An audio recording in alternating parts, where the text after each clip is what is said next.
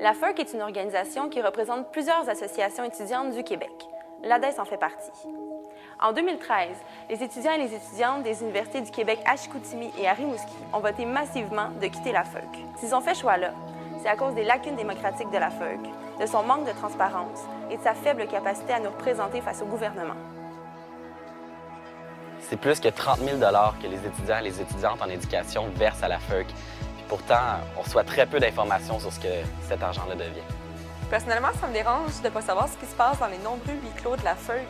Personnellement, ça me dérange de ne pas avoir accès à l'information d'une association dont je suis membre.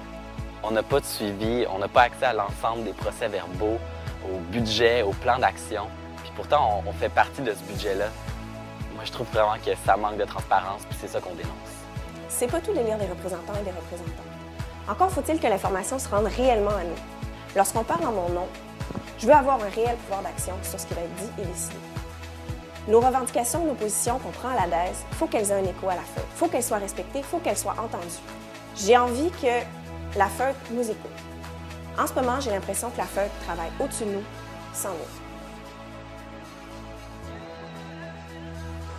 Quand on regarde l'organigramme de la FEUC, on peut avoir l'impression qu'il s'agit d'une organisation démocratique. Et la FEUC va tenter, dans les prochaines semaines, de vous convaincre qu'elle est démocratique.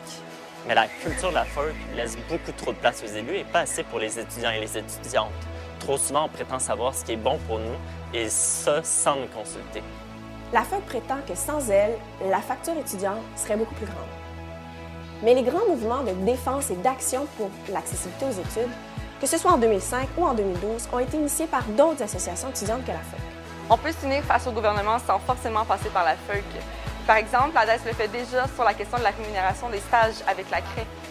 Moi, je veux d'une association étudiante qui prenne réellement part au progrès social. Pas à coup de communiqué de presse, mais avec un réel plan d'action. Moi, j'ai envie d'une association étudiante nationale qui lutte réellement contre l'austérité avec tout le monde, avec les organismes, avec les milieux communautaires, pas seulement à la remorque des grandes centrales syndicales. Si on veut faire entendre notre voix face au gouvernement, s'unir avec les autres associations du Québec, c'est fondamental de le faire de manière démocratique, de manière transparente, en respectant la volonté de l'ensemble des étudiants et des étudiantes. Et ça, je pense que ça passe en s'organisant à l'extérieur des structures de la FEUC, en s'organisant autrement. Je dis non à la FEUC. Non à la FEUC. Non à la FEUC. Je dis non à la FEUC. Non à la FEUC. Non à la FEUC. Je dis non à la FEUC. Du 26 janvier au 1er février, disons non à la FEUC.